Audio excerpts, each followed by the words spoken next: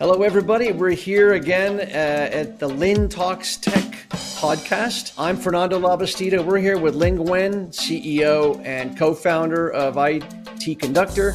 And we have a special guest with us, Winsome, aka Winnie. She lives in Australia, and Australians tend to give nicknames like Winnie to people. Winnie is a SAP Basis engineer for IT-Conductor.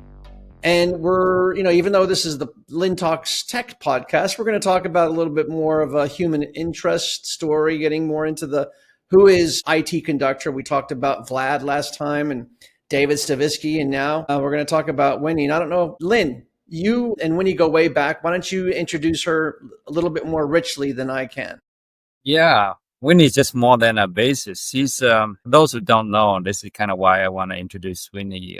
She was my mentor starting out in SAP career more than 31 years ago. In fact, I started my SAP career right out of college, so 1994. And Winnie was my supervisor. See, we were already working on SAP on the mainframe back in 94. Showing our age. Yeah, in Melbourne, Australia. So we've been long term. So back then, I hadn't known anything, right? I actually don't even know about mainframe because I was trained as a kind of a client server, Unix system engineer type of guy, right? So I really need a lot of help because I'm like, what is this mainframe thing? I didn't go to college for mainframe. So Winnie was my mentor. So she actually taught me everything I knew on the mainframe running SAP stuff. So then we became very good friends, and many years we went on working in same place in the US around about the same year. And anyway, we'll go through all that story. But Winnie's it's kind of my trusted partner in SAP, and we bounce off ideas each other. I've obviously gone and done lots of different things. He's got all these stable jobs, and I was thinking she's actually working as a customer and I'm working as the guy trying to sell stuff to customers. So it was kind of convenient that we crossed paths again many years later, working from different parts of the world, across the Atlantic or the Pacific, wherever we are, we kind of always keep in touch. So I think when we talk about the journey of finding a company and running a company is actually, for me personally, is more than the work. The work, you can tend to forget what the work is after a while, right? It's all technical jargon stuff. But it's the people that really stick with me, especially, after many years, if you find somebody that you work well with and you have good memories with, you tend to make it like your career long objective to stay in touch. And so we became really good friends. And I think, I would say she was my boss lady, right? Okay, well, anyway, and that's a bit about Winnie, but now I'll let her introduce herself. Thank you, Fernando and Lynn, for this opportunity to share my story. And it's a great privilege. As we mentioned, I've known Lynn for 31 years, back in 94. So I think there are a lot of similarity between Lynn and my background, because as you, from all the linting blogs in the podcast, what Lynn shared with his early childhood. Like Lynn, I was born in Burma and I was raised in my early ages. So, it's similar, even though I was fortunate enough not to go through the atrocities of war. But, we see a lot of sufferings and different, not the Western, politics, as you may call it. So it is really hard. Like Lynn, my parents, they have their parents still alive. And because both my parents were raised and educated in colonial days, my dad got his sea, captainship, merchant navy in London. So he has the opportunity to leave. In fact, my older sister was born there while, he was doing his final year of the journey. So again, they stayed, and as years progressed, things were different. Unfortunately for my father, he had 4 daughters and the youngest is son. So bringing girls in that environment was very stressful for him. Right. Thinking the safety. And I'm one of the ones that got a mind of my own, so that he's also very mindful that I don't fit in the mold, and this is going to be really difficult, So they have always wanted us to have a better life. And for that, they always speak to us in English at home. We respond to them in Burmese because English is not outspoken or, it's not patriotic. So even though we understand, we will always respond. So when my brother was fairly very young, my father and my mom decided that he would go back to sea. That was the only way to get money and maybe get a better life for us. So my mom, for years, she was mom and dad, and in that environment raising us.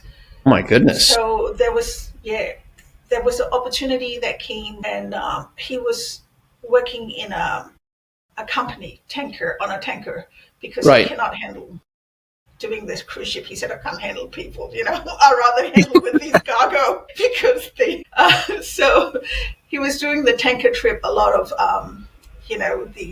so the company decided to sponsor us to come to Singapore for a holiday, the whole family.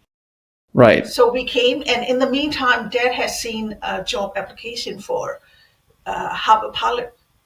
And, he was encouraged to apply because he's been in and out of, the port, Singapore, and he knows the water very well, the most experienced.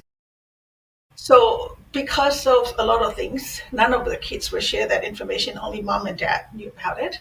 So we were very excited, the new country, seeing all these Western shopping malls that you don't see, and, buying presents for our friends to go back home and share.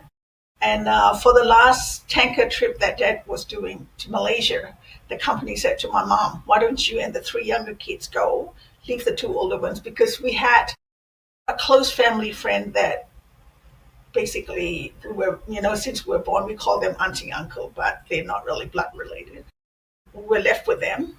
Mm-hmm. So that was the opportunity for mom and dad to decide, do we take this job? What happens? So when we came for a holiday, all we had is a suitcase. We're not allowed to take any jewelry or money or, nothing. So whatever Dad had and his savings there in Singapore, that was it. And this is how we got to start a new life. So Dad decided that, yes, he will take that, leap of faith. This is our only chance. So they came back home, and I was so excited to see my dad and all. And Dad said to me, sit down, I need to talk to you and your sister. We're not going back to Burma. We're going to stay here. We're going to go to school here. I bawled my eyes out. My friends, to a young kid, devastated. Yeah. And in the, coming into the teen years, and it was very important, your friends. But I knew why they had to do it, even though I know that, it will break Dad's heart, but I couldn't stop crying. Yeah. Yeah. So we stayed with the family relative. So Dad did his last run, and that was it. Mm-hmm. So there comes, because the school years were different. Right. So there comes this, challenge of how do we go to school? So we had a couple of months ready. So my mom, like Lynn's dad, our English tutor, because everything in your head in English, you got to translate in English. You cannot think in Burmese because that's not going to work. You got to think in English to be able to. It was easier for my 3 younger siblings because they were young. And even my brother, he took up Malay as a language because, kids. So there came me. So I had to go into secondary school. It was, I learned a lot about, like Lynn, perseverance, not giving up, because I had big dreams. And I know that this is my only chance. So in the meantime, my mom's family, my mom's mom, the brother and 3 sisters here, 4 sisters in Australia, in Melbourne. So my my grandmother has never seen my brother. So they came to visit us, my uncle and my grandmother, to Singapore. And she stayed with us for 3 months, and, she wanted us to come over. So now the question is, how do we get out? How do we migrate? So there were a lot of applications for rejection, and we managed to migrate here on the 30th of August, 1985. Just the day that our passports expired, that because we were supposed to go back to Burma to renew it. And we knew that there was no way we could. So that was it. And I went to uni here, again, struggled because the terms were different, because the systems in Singapore was different to Australia. But I kept on going to get because I wanted to be in the computing field. So she's a pioneer, you see. She's a pioneer back in the 80s. She's the computer whiz. Think about it, right? We take it for granted, but like back then, you don't have a lot of women in computing. Yeah. And the worst part is my dad wanted me to be a doctor. The Asian parents. Okay. Like all Asian parents. Lawyer, yeah. Yep. And here I am. No, I am so strong in math, and I cannot watch human suffering. It breaks my heart. So I said to Dad, no, that's not going to happen. So at that time in Singapore, there was to go into computing field. You got to sit for the aptitude test. There were 200 people applying. They were only taking 20. And I was one of the top 10, and there were only 3 girls. So my dad refused to speak to me for 3 months because he thought I'm being rebellious. There comes a teenage girl that he can't handle. That's what happened when I told my parents I'm not going to become a doctor. Yeah. See, I took a university tour and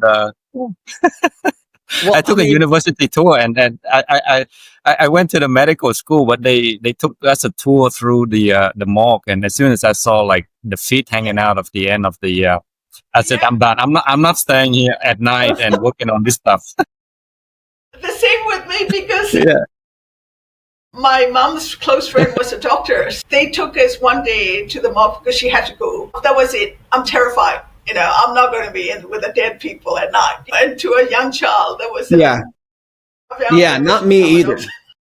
No. Yeah. I'm too superstitious for all that stuff. Yeah. It was hard. Like, I knew there were a lot of obstacles thrown in my way to become, graduate from the field that I really wanted. So I wasn't going to give up. Right. When I got to Australia, and then finally I graduated, and then I was working at BHP. So I was there for a year before Lynn, and that's when R3 was BHP. So BHP, Broken Hill BHP. Okay. It's now called BHP Billiton, but it's Australia's like second largest company, private company. Besides the telecom healthcare company. That's right. Everybody knows BHP now, because the mining and oil and minerals, all that sort of stuff. Okay, that's pretty cool. Working for BHP then. Well, you know what? Now that you say BHP, we actually work in the BHP IT division that does the outsourcing. So think about like today you have outsourcing. Back then, we were like the pioneer. We were the managed service provider for all the BHP divisions. So we run IT systems for all of them. So that was the early model of managed services, or shared services, what you call them. Back in the 80s, we were actually doing that for, it was steel, minerals, I think it was oil. Yeah, that's right. There was like transportation. They had like 6 or 7 divisions. That's right. And so SAP was used to basically run the business for all of these different divisions. So that was interesting, my entrance to managed services. That's right. So the R3 was starting to come online because R2 was yesterday's news. Nobody wants to be. So because I was the last one in, so I have to look after all these technical side of it, and all the technical people pull out to go into better pasture. So they said, we got you someone, graduate coming up. He's going to help you. So I thought, okay, great. Not only I have to train, I've got to look after all this, and how the hell am I going to manage this? And diaper change. Yeah, and then Lynn rocked in, and I knew there was something. Some people, they've got something that special. He was different. He was very quick in taking up, and not only that, because I'm looking after all the administration side, all the making sure all the procedures and all. And Lynn was doing some of the problem solving. And I noticed he had a different viewpoint to the way I'm looking at a problem. So from then, it was never, he was my junior, I'm his supervisor. We became like friends, like same level. I was talking to him, and and he understood how much responsibility on my shoulders. So he was stepping up very quickly. I think that's all, we bonded as well, a lot from there. And one day. So he was the model employee then. Yeah, and I I knew was there to was call it something special I about him. sponge up everything, Yeah, he was soaked up everything.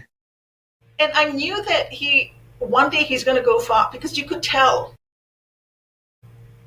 we had the same, maybe because the way our upbringing, or how we have to go through struggle.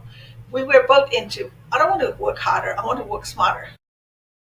So we're always looking for ways to improve, and both of us never ever adopted the idea or doctrination that this is always the way we've done it. And our question is always why? Right. Right. So I know that we don't fit in the mold, but always, yeah. So but I chose the career. I don't know, Winnie, did you choose to work? You knew the job was about SAP, right? But yeah. for me, I actually chose that job just because it's SAP. I got offered like three other jobs at the time I graduated, because I did a double degree, right? So I had a lot more choice than the other folks. But I chose that one just because I said, I did my research. What do I want to be? People like the guys in my class, graduating class, they were saying, hey, what do you want to be? And most of them were staring blank, like, I don't know. As soon as they came to me, say, oh, I want to be a consultant. So then at the time I was researching what is, the hardest consulting field, and actually came with SAP, because SAP was, on the rise as the application that managed the new, a generation of finance and manufacturing.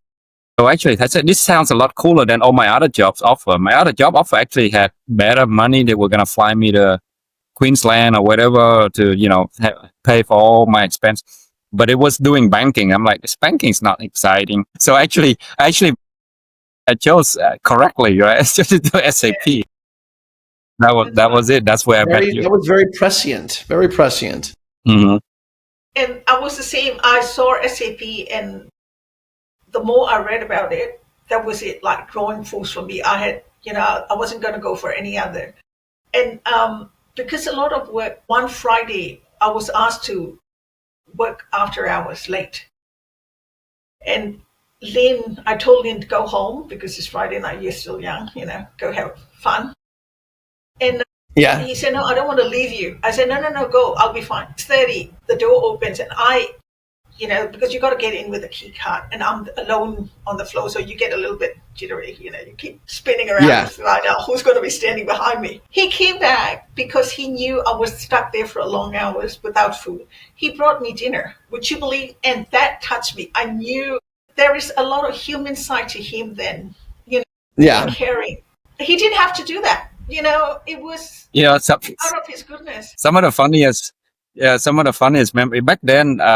If you work late, like past certain, 7 p.m. or something, you could take the cab or taxi home, and the company would pay for it, right?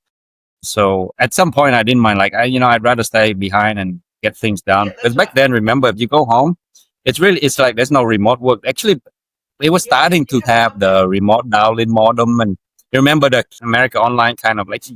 Yeah, that's right. The modem. Yeah, right. So every time we're on call, if I go home, right, sometimes the phone line will be busy. Somebody's in the house. I got like, my brother, my cousin. So sometimes I couldn't get on if I get a page or something. And so sometimes I just rather stay there and do the work right back then. But one other funny thing, Winnie, I don't know if you remember, like when at the time we had a mutual boss that we both report to. When he started leaving, then the rest of the company started leaving, etc. But we went to the same interview without each other knowing. I remember because in Australia you go to work in a suit. I was wearing, here's obvious. If you don't wear a suit, and suddenly you show up in a suit, you're like, oh, you must be going to an interview, right? But back then nobody knew. Actually, it was funny that I think it was.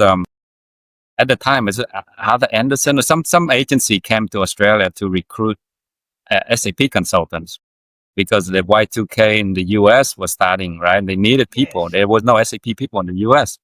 So I remember they put out an ad in the local Herald newspaper. And so I had looked into it, and Winnie had looked into it. We apparently signed up for like the interview slot.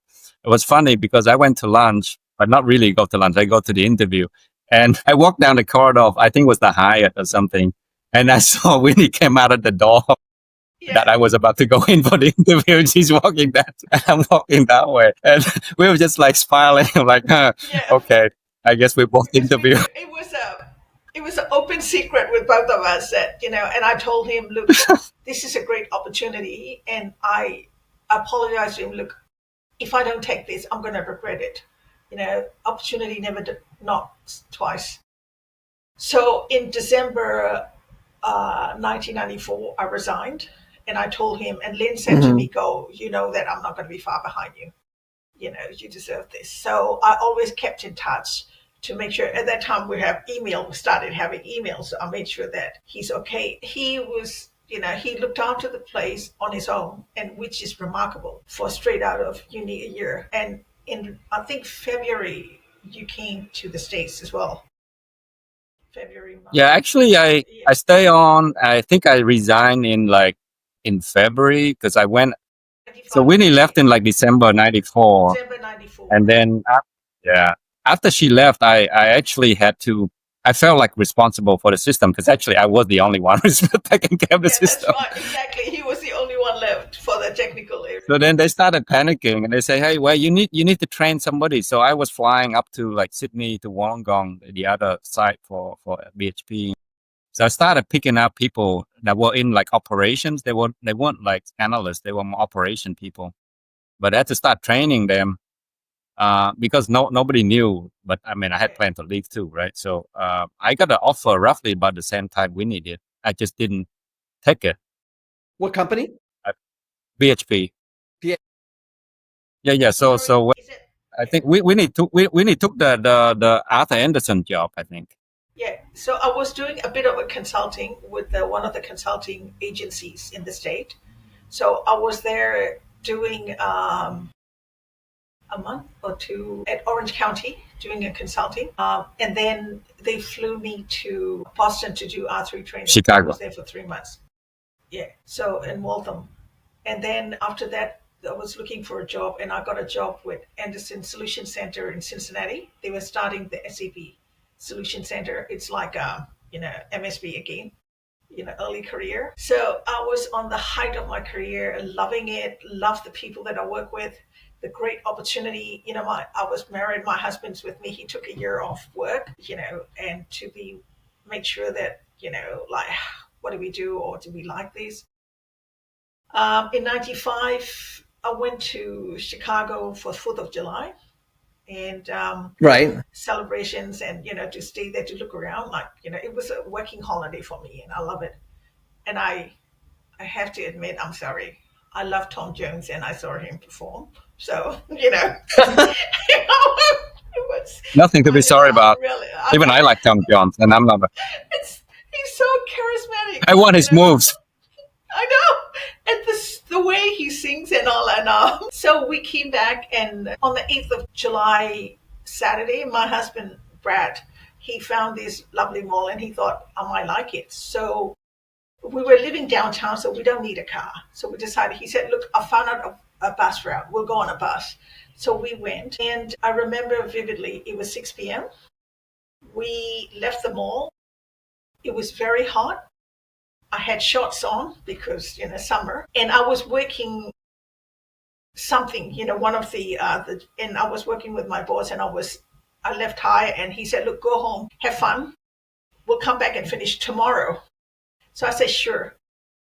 I was standing behind the bus shelter waiting for the bus, and there were 2 kids there as well. And there was this broken concrete, the reinforced rusty, thing showing. And there was a bin. It was very smelly inside. So I decided to stand there. So I was standing behind the shelter. My leg was positioned near that concrete. Brad was standing next to me, my husband. Next thing, I heard a car roar. And all I remembered was my hand on the wall of the shelter. I was pinned between the shelter and the car. It was a 70-year-old lady. She was parking her car. She thought she hit the brake, put her feet on the gas, pinned me between the bus shelter. And Brad was thrown clear of the shelter. He got up. He saw me. My gosh. I knew something was wrong. That's he awful. Screamed out, reverse your car, reverse your car. And I pulled. I looked down till today, I cannot remember how bad. And I said to Brad, how bad it is. He said, don't look. And he screamed out, someone called 911. To me, it sounded like eternity, but I was told that the ambulance came very quickly. They put me down. There was a family.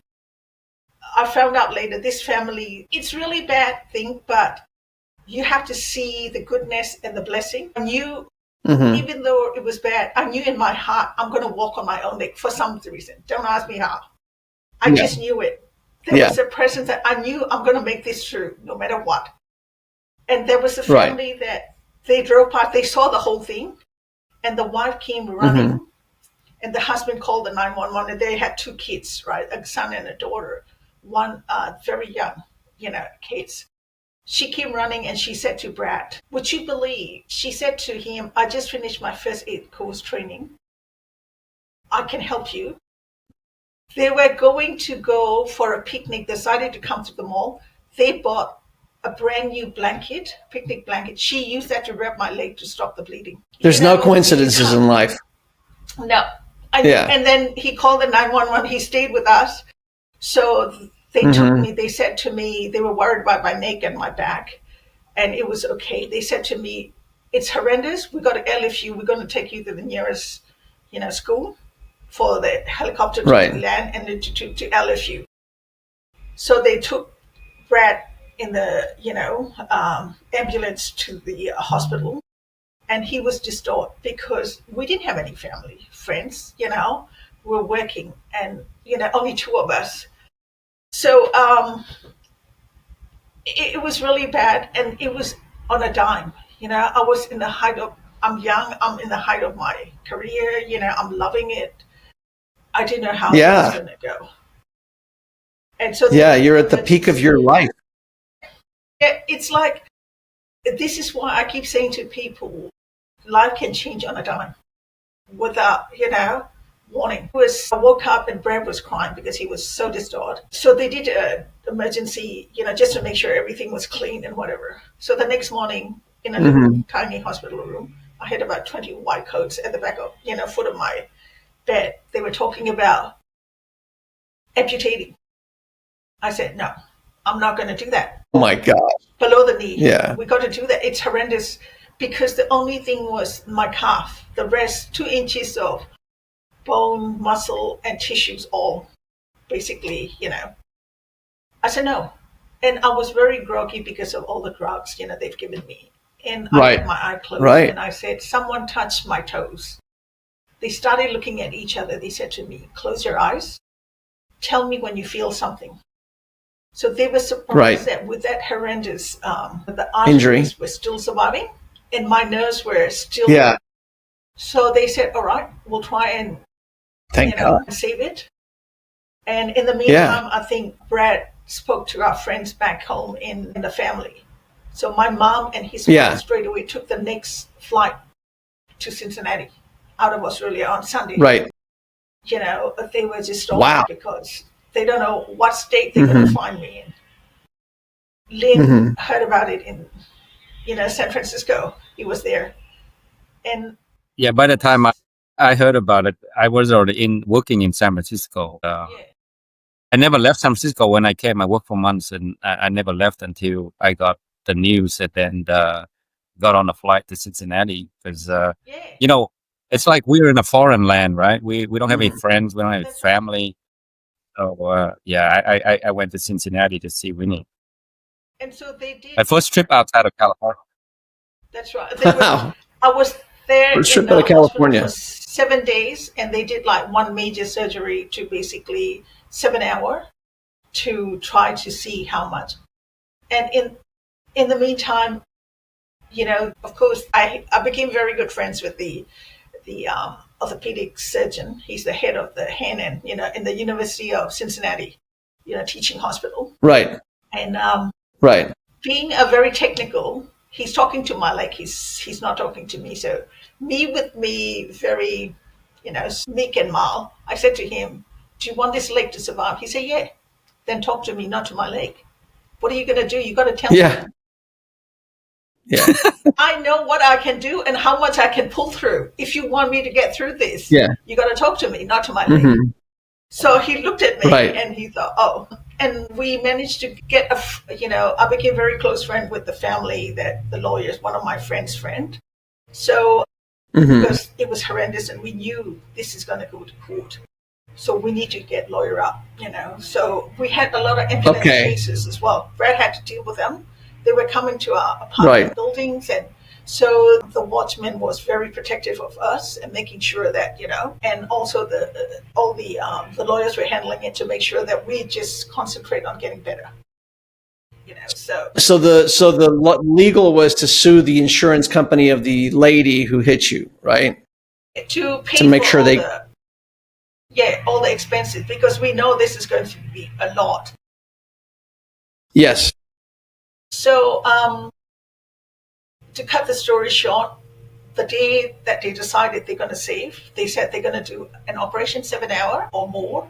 They're going to do the muscle from my back, because instead of using donate, because so less rejection, skin graft for my leg, and do all that. So I said, is there anyone that I could talk to? Anything? No, we haven't really done a lot of this stuff. We don't know. There's no support group, whatever. So I didn't know what to expect. I'm one of the ones that I've got to process it in my head. And then once my heart's in it, that's it. No stopping. Not knowing what to expect. And then the phone ring in at the hospital, went to my bed, and Brad picked it up. And there was a lady that did the first aid. She said, we went through a lot to get you. They wouldn't tell us the more where they taken you, because of course, serious, So I told them, I'm the lady that helped you, at the scene. And if you need any witnesses, we saw the whole thing, we'll be here. And Brad said, look, how's she doing? And Brad said, this is where I'm saying you got to see the blessings, right? And she said, how's she doing? And Brad said, look, they're going to do this 7 hour operation. We don't have any, support team or support to talk to what to expect. And she said, my sister-in-law went through that 7 years ago, the same injury. Would you like to talk to her? Right. What is, what are the chances? Well, what a chance of that. Yeah. I know. So she said, we'll come and see you tonight, because it was the next day, the operation. She walked in, she had shorts. I looked at her name is Darlene. She said to me, I'm Darlene, and I love aerobics, and I'm I'm a water aerobic instructor. So I said to Darlene, if you can make it, so can I. Help me. Yeah. Tell me what I need to do.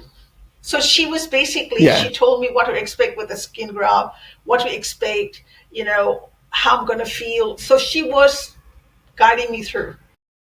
So after that major operation, they said, we're going to send you home with a hospital bed, and you got to stay, elevation. And I got a call. Right. Lynn said, I'm going to be there before you arrive home at your apartment, because we're going to be waiting for you. Fernando, I just cried, because he wanted to make sure someone familiar space other than my mom's, and Brad. And not to mention, Brad was my rock the whole time. He would not leave me. He was my carer, my maid, if you want to call it, like doing all the cleaning, washing, and some of my work, whites and pink as well. The laundry skills are not the best, but so Lynn was there. You know what? Actually, I think you did more for me than for you, because if you see a friend go through something like that, you see the resilience, right? So you can see Winnie today. She's the rock. She bounces back and gets knocked down. So my whole thing is there's a reason why certain people you cross paths and you stay friends for life, because of the many things you see. That's why I give her a lot of kudos, right? You can't keep her down. She will bounce back and stronger. So it's really, my dad will tell me my dad was really upset. He only spoke to me once. I was there for 2 years, like with this journey in the Cincinnati, and at the end I couldn't handle it and I needed emotional support, so I came home. He only spoke with me once during that time. He said to me, I watched you as a child. I saw your perseverance and, the grit. You can get through this. This is your time to use it. He said, I'll be praying for you. And I thought, okay, even if I want to disappoint myself, I can't let him down, or all the, like Lynn and everyone that has so much faith in me. And then he said to me, all you have to do is recognize God speaks through others and he sends angels. You need to recognize them and to let them help you.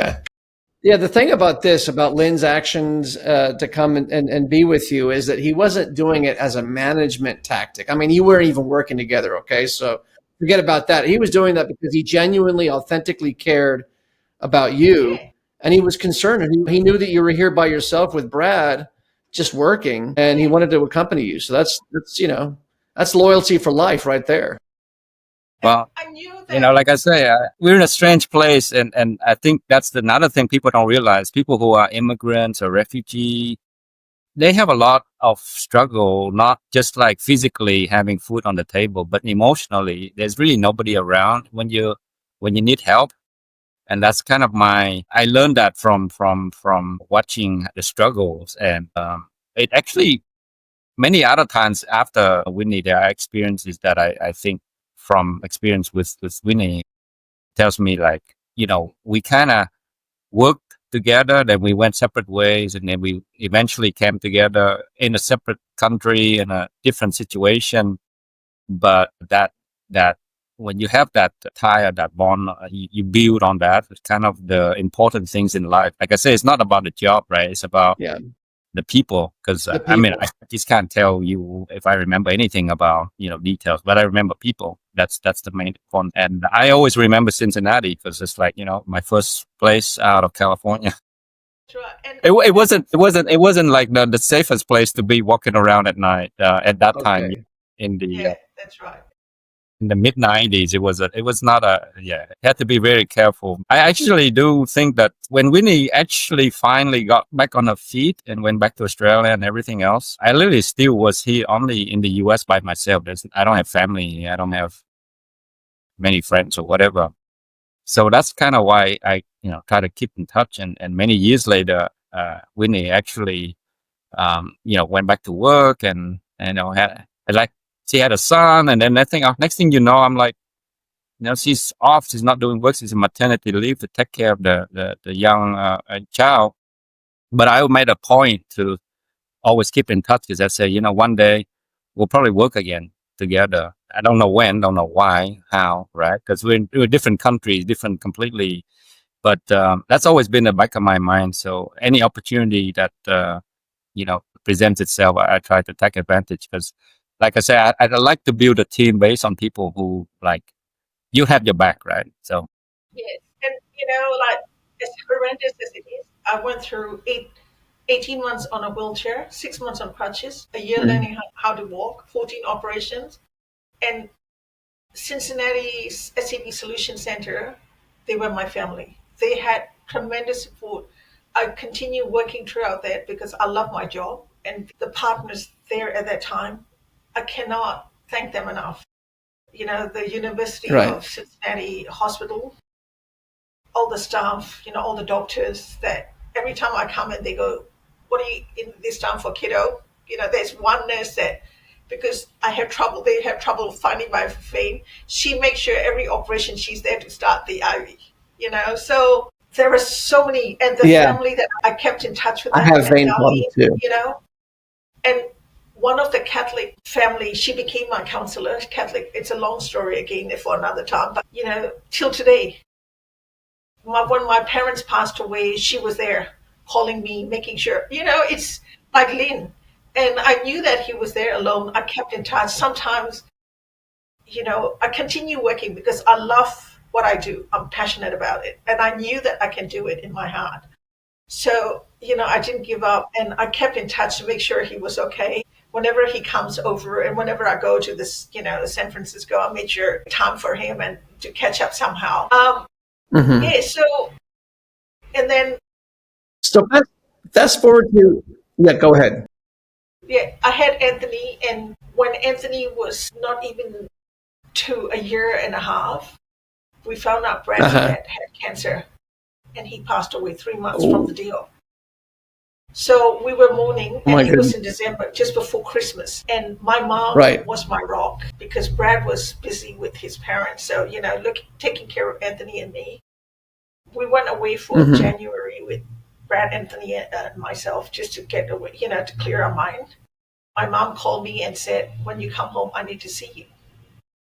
And she told me she had cancer. It was far gone. Straight after losing Brad's dad. 3 months later, she was gone. It was hard. And, again, Lynn, it's awful. I don't know how he knows. Don't ask me. He contacted me. Are you okay? And I pulled my ass out. No, I'm not okay. I just lost my mom, my father-in-law and all this. And, but I kept going. And when I had Anthony, I went back part-time and I had redundancy when he was still in the childcare. So it was hard. And Brad was traveling a lot with work, 3 weeks at a time in the States every 3 months. So I couldn't take full-time job, and losing both my parents, I needed to be there for Anthony. Lynn came over and he said to me, why don't you work for me? I thought he was joking. I'm like, yeah, haha. Yeah, nice try. He said, no, I mean it. I've got a consulting. She was my boss, remember? So I offer her a job. So I said, okay, tell me. He said, you can work. And the difference is, Fernando, I wanted to be there present for Anthony. So I said, because we both brought up Catholic faith and the faith that got us through. There's a Mother's Day Mass on it, and he goes to me, go, you don't get this time back. Don't worry about work. Take all the time. Yeah.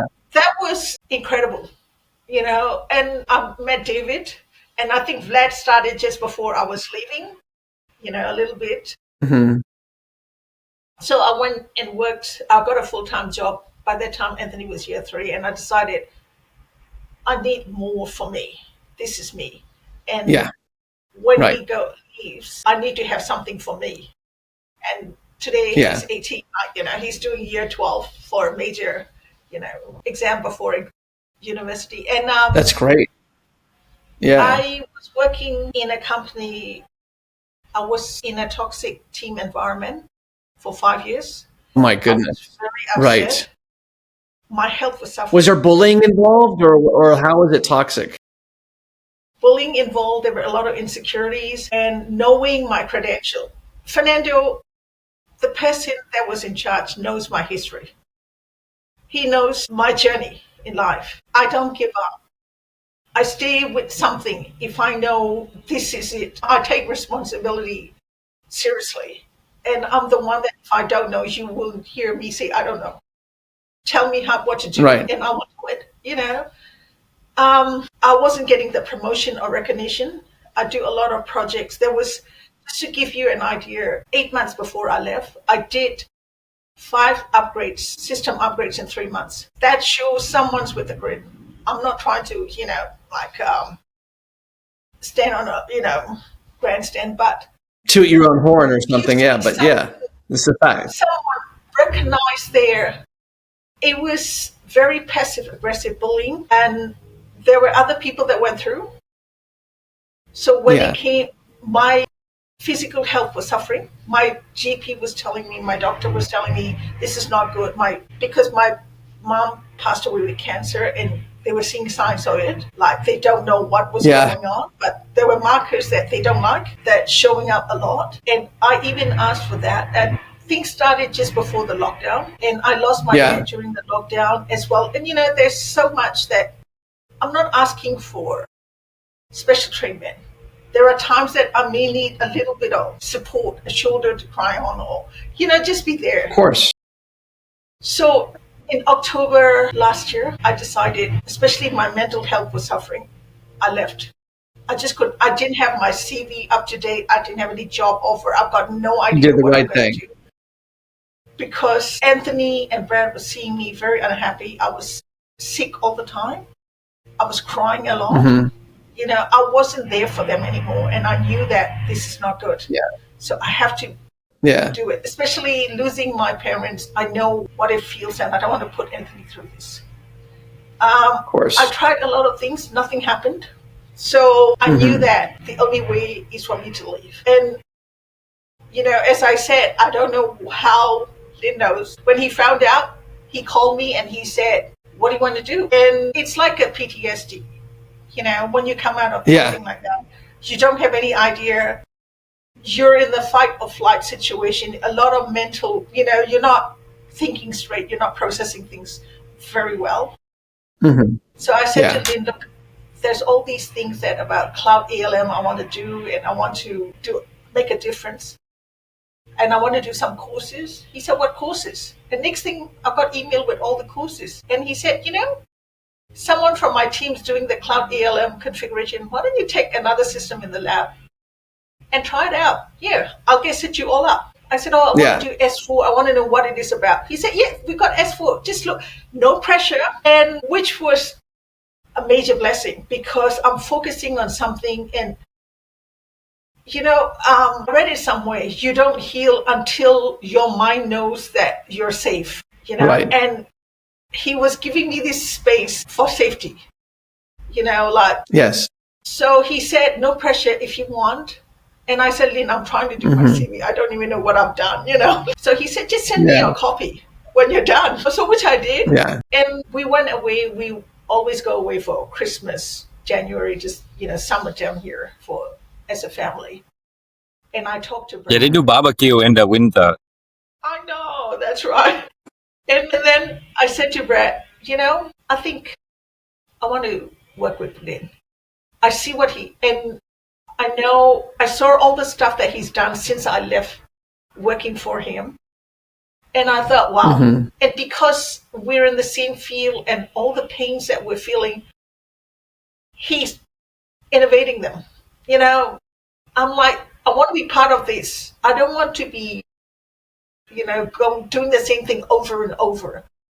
I want to be something. So I said to Lin, if you would still have me, he said, all right. And then, so I said, okay, what are the terms? He said, don't worry, just work. And, I'll tell you what to do. So this is where I had the opportunity with Flux. He was trying to get for the RISE customers. And I knew that, a lot of companies go into RISE and they don't have the opportunity like these, guys like us, OS or GB level. So I thought, okay, this is something I want to do. And I worked on it. And I'm very, blessed to have worked on what Vlad has done to, give the opportunity for a GUI version. So there's another thing in the pipeline that I'm working with Lin. And, so I am very grateful to David and Lin and believing in me. And he's always been my earth angel, whenever there is. So I'm so blessed. And the team.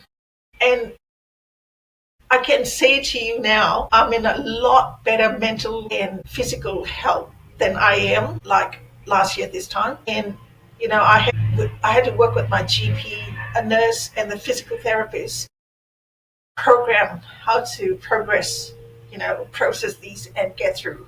So, and Lin's always every day. And unfortunately this year, I had appendix emergency operation. So again, Lin is on the other, and You talk about resilience. She gets hit with it all the time. I'm like, now here we go. And Fernando, I have to tell you, right? I think I am the entertainment for all the medical fields whenever I go.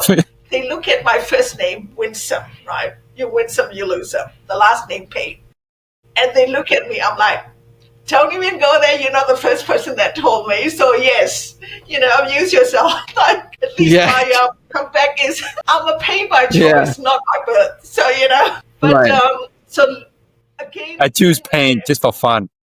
I know because I said to Lin, why would I not want to take the name Pain and be a basis consultant? Man, there's a lot of opportunity to inflict pain on others. My perfect job. Brett's nickname is Max. Yeah. Oh, really? I have to tell you another story. And because of all the drugs, and I end up with a lot of drugs reaction and sensitivity. If you can imagine all these. Yeah. When we had trouble trying to have a family, and eventually there was a miracle. Anthony, we were pregnant. So I had a last minute cesarean because complication. Yeah. Brad is very, very passionate about this Gladiator movie, and Russell Crowe, so, Australian actor. So we went to Rome once, and he's walking around the Colosseum saying to himself, "My name is Maximus Payne," right? So when Anthony was born, after the baby, and so the pediatrician said, "Okay, what name do you have?" And Brad goes, "Maximus Payne." And my first, I'm a very reserved person. The first word that came out of my mouth was "over my dead body." So you could understand the whole theater burst out laughing. He is not going to be called Maximus Payne after what I've been through. I happen to love this child. No. So she looked at me and she said, "Shall we just say for the time being, undecided? And then we'll think about the name later." Undecided. Undecided.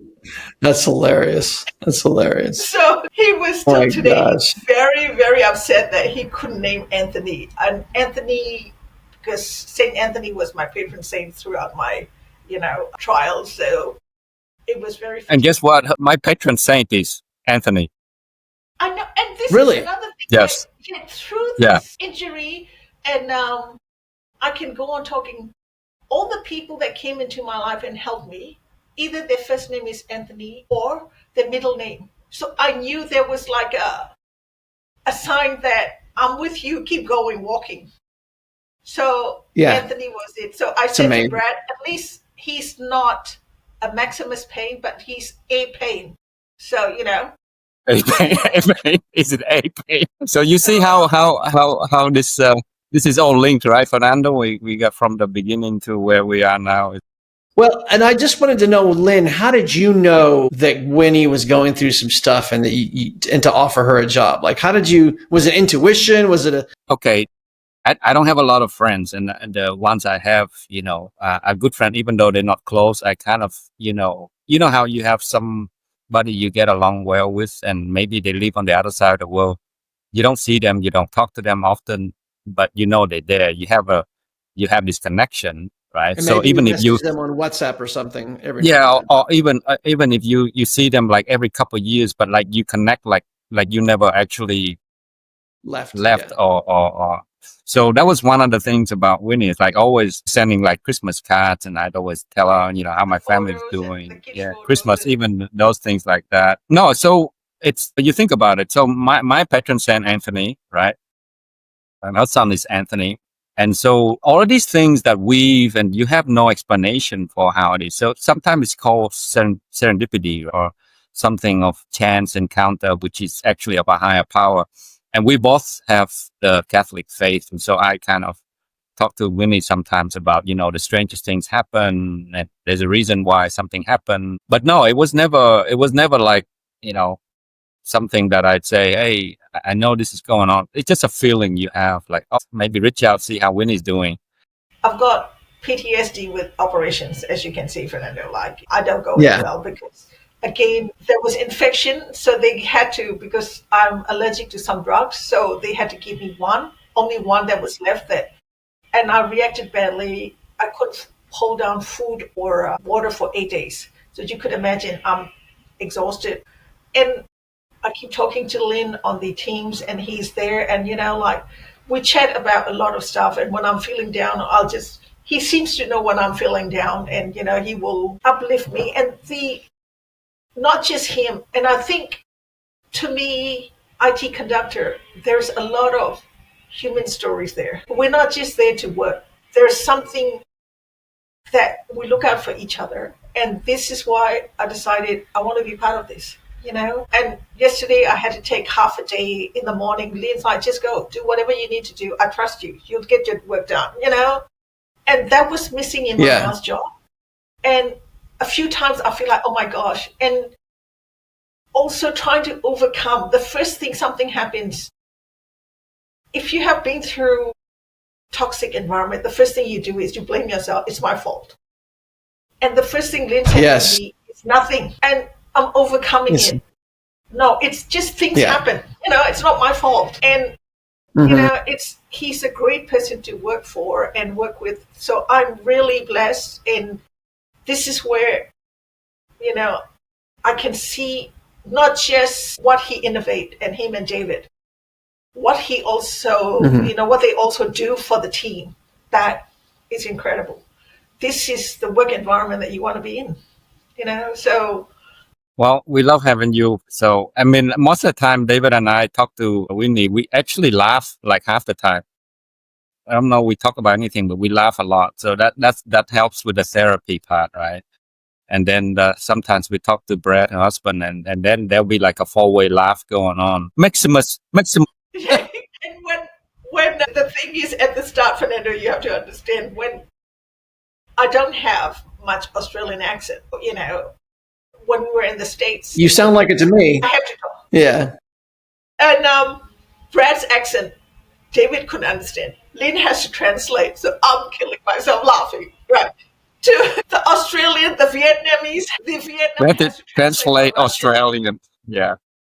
For the Russian to understand. So we always talk about it. So we said to Brad, when David speaks to you, he needs to have the translation going on, in the background so that he can understand what you're talking about. There it is. It's supposedly supposed to be the same language, English, but Yeah, but that's a lot of fun. I actually changed my accent so that Americans can understand. When I first came here, I couldn't even order food, right? I walked into like a fast food restaurant and I couldn't order. Just like, they won't understand. I'm like, yeah, exactly. Salt and pepper. The one time I said, could I have pepper with my burger? And they go, they actually took a piece of paper and gave it to me. I'm like, no, paper. Brad had the same experience. They couldn't understand him asking for a Diet Coke. So I have to, when I said Diet Coke, they said, oh yeah, Diet Coke. So Brad said, what do you say? So every time he wants to have a meal, I have to follow him around. So one day he said to me, I don't need you anymore. They can understand Pepsi, so I'm having Pepsi now. So I don't need you to order food for me anymore. That's why when we have a conversation with like a customer in Australia or a prospect or something, and when I told them I'm from Melbourne, they're like, hey, how come you don't have any Aussie accent? I'm like, well, it's intentional until I talk to another Aussie, then it comes back. Yeah. And I think the worst part is Vlad does not understand Brad at all. Well, sometimes we had now you get a Ukrainian trying to understand an Australian. So David has to translate to Vlad for so that he will understand. You got a Russian translating for Ukrainian. Or a Russian translating for Ukrainian. That's hilarious. Sometimes we have a team meeting, just a catch up, just to have a laugh for all the the accents. It's hilarious. That's hilarious. But yeah, it's truly global, and I really appreciate the team being so unique. Everyone has a backstory and full of soul and heart, and that makes it easy on somebody like me. I could be up any time of the day working, and I love having the people around the globe I can talk to besides work. And hey, what are you doing? And we have the youngies all the way to the oldies, right? So we can talk about culture differences, and so more episodes coming that we'll talk to our other members that are from the other parts of the globe to share experiences. That'd be great. This is the real kind of heart and soul behind IT-Conductor, and I appreciate every one of them, especially Winnie. She goes back the furthest, so always gonna be we're gonna be a laughter, even if we're crying for the customer, but we're laughing behind the scene. And I think Winnie, it was great sense of humor. Yeah, he does. And it was so great to hear your story, Winnie, and just that relationship between you and Lynn. That's great. Those are things that are never going to be.